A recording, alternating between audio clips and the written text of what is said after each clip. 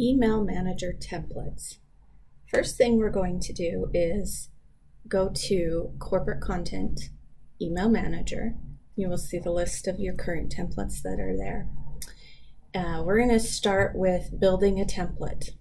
So you hit the green plus sign in the upper right hand corner, and this will start a brand new email template for you to start using. As you can see, it's completely empty. And this is where you would start adding in your content in this box below. So if you have a graphic designer or you've used a previous emailing company who has the HTML code already in there for a designed header template type thing, you can take that and drop the code in already. So I've got HTML code here for an example. You can copy that. And instead of pasting it in the body of the actual email, you'll want to go in and use the HTML source editor. So you can click on that, it'll open it up, and you'll want to paste over what's already in there, the code that your graphic designer or your email provider has given you.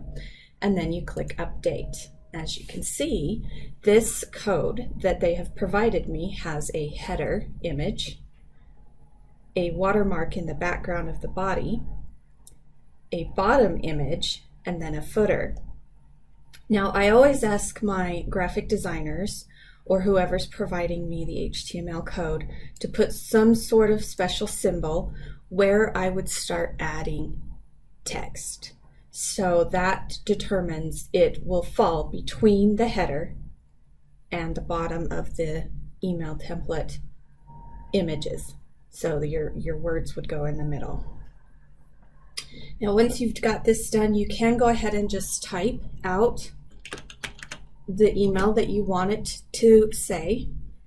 In this example, I can use merge fields. And I can say that I want this email to be addressed to the distributor's first name,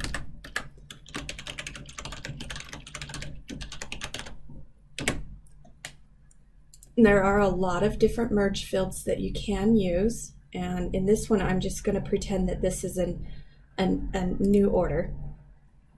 So I'm going to thank the customer for placing their order. I'm going to provide their customer name in the header, and then I'm going to provide the order ID in the body of the email, and then I'm going to sign it.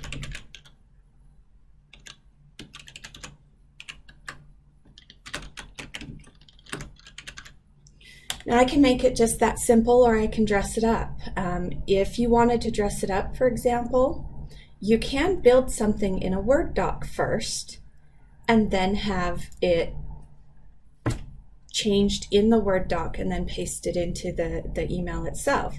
So I have this quick email that I've written in a Word doc, but what if I want to highlight the order ID in red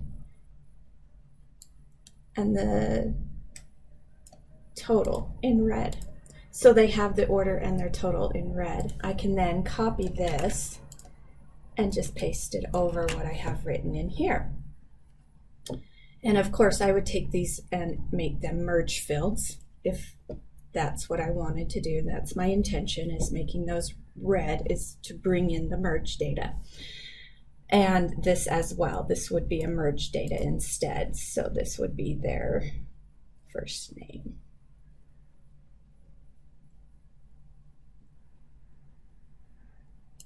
There we go.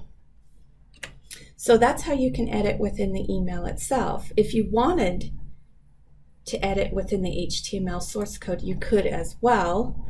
If your graphic designer provided you words that you had already the code for, you can see that these are paragraphs and this is what it says. If you have the HTML code, you can edit it in there, or you can just edit it in the body of the email itself. If you do the HTML code editing, you can do fancier colors, stuff that you can't necessarily do in Word. You can do different sizes, fonts, things like that within your HTML code, so your designer would provide that to you. Now, if you would just want to take one set of text from an email and add it to an email that has an image, you could do that as well. So we're going to go into a template that I have, design only. As you can see, it just has the header and footer and the question marks in here for the design. I also have text only. This email just shows you the text, so I can just copy this text out exactly the way it is and drop it in to the design